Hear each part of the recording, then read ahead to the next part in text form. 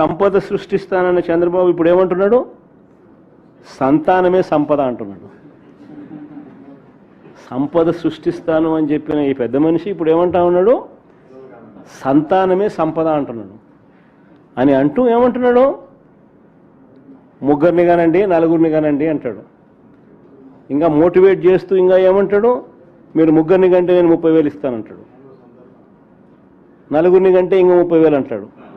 40,000 ఇస్తానంటున్నాడు. ప్రజలంతా మొత్తుకుంటా ఉన్నారు. అయ్యా 30,000 కథ, 40,000 కథ దేవుడు ఎరుగు, 3వ సంతానం 4వ సంతానం కథ దేవుడు ఎరుగు.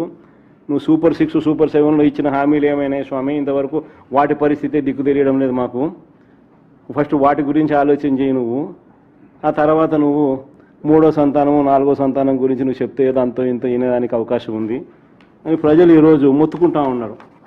నిజంగా మొట్టమొదటిసారిగా నేను చూస్తూ ఉన్నా, ఈ పెద్ద మనిషి చంద్రబాబు నాయుడు గారు ఏదైతే చెప్తాడో కనీసం ఆయనన్నా పాటించాలన్నా, కనీసం ఆయన కొడుకైనా పాటించాలన్నా.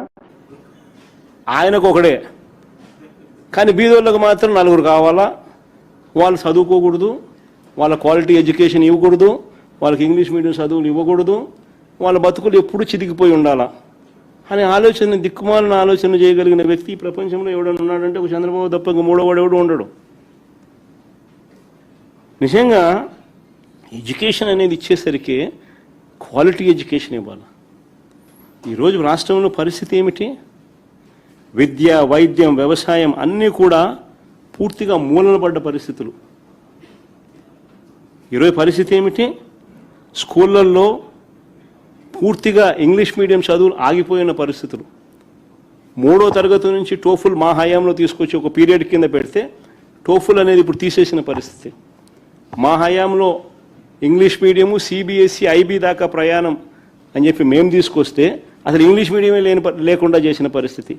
3వ తరగతి నుంచి సబ్జెక్ట్ టీచర్ కాన్సెప్ట్ మేము తీసుకొస్తే అది గాలికి వదిలేసిన పరిస్థితి.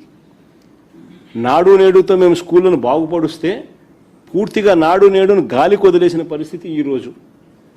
6వ తరగతి నుంచి ప్రతి క్లాస్ రూమ్ను డిజిటైజ్ చేసి ప్రైవేట్ స్కూళ్ళు గవర్నమెంట్ స్కూళ్ళతో పోటీ పడే పరిస్థితి మా హయాంలో మేము తీసుకొస్తే ఈరోజు గవర్నమెంట్ స్కూళ్ళల్లో చేర్పించడానికి తల్లిదండ్రులు మళ్ళీ హెసిటేట్ చేస్తా ఉన్న పరిస్థితి చంద్రబాబు నాయుడు హయాంలో.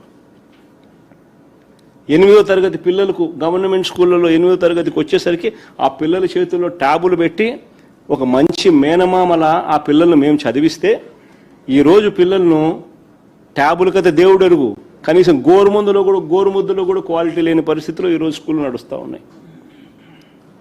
ఈరోజు ఫీజు రీయింబర్స్మెంట్ లేదు, విద్యా దీవెన లేదు, వసతి దీవెన లేదు, చదువులు ఆపేస్తా ఉన్న పరిస్థితి. స్కూళ్ళు, హాస్టళ్ళు, అంగన్వాడీల్లో ఈరోజు సరిగ్గా సరైన పౌష్టికాహారం అందక ఈరోజు పిల్లలు హాస్పిటలైజ్ అవుతా ఉన్న పరిస్థితులు. హాస్పిటల్లో నాశనం చేసినారు.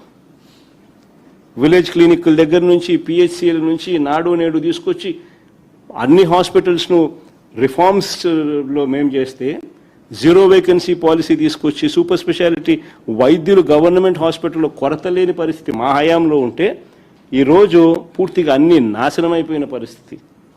17 కొత్తగా మెడికల్ కాలేజీలు కట్టడానికి మేము శ్రీకారం చుడితే కేవలం 5,000 కోట్లు ఖర్చు చేస్తే చాలు ఆ 17 మెడికల్ కాలేజీలు పూర్తయిపోయి బ్రహ్మాండంగా నడిచే పరిస్థితిలోకి తీసుకురావాల్సిన 17లో ఆల్రెడీ మా హయాంలోనే 3 అయిపోయినాయి.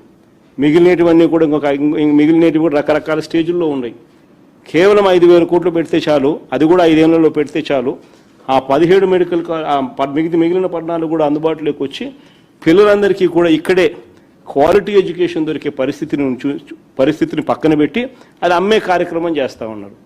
అమరావతిలో బిల్డింగులకు గ్లాస్ కోసం, అద్దాల కోసం 2,500 కోట్లు పెట్టడానికి ముందుకు వస్తాడు. మెడికల్ కాలేజీలకు డబ్బులు ఇవ్వడానికి మాత్రం ఈయనకు మనసు రాదు. నాడు నేడు స్కూళ్ళల్లో నాడు నేడు కింద స్కూళ్ళను బాగుపరచడానికి మాత్రం ఈయనకు మనసు రాదు. పూర్తిగా 0 వడ్డీ అనే పథకం తీసేసి ఆసరా, చేయూత వంటి పథకాలన్నీ పూర్తిగా రద్దయిపోయి ఈరోజు పొదుపు సంఘాల మహిళలందరూ కూడా గ్రామీణ ఎకానమీ పూర్తిగా చిన్నాభిన్నమైపోయే పరిస్థితిలో ఉంటే యువత, మహిళలకు ఇద్దరికీ ఉద్యోగాలు దొరక్క సతమతం అవుతా ఉన్న పరిస్థితులు ఈరోజు రాష్ట్రంలో కనిపిస్తూ ఉంటే, అన్ని తిరోగమనంలో ఉంటే ఈ పెద్ద మనిషి ఏమంటాడు? సంతానమే సంపద.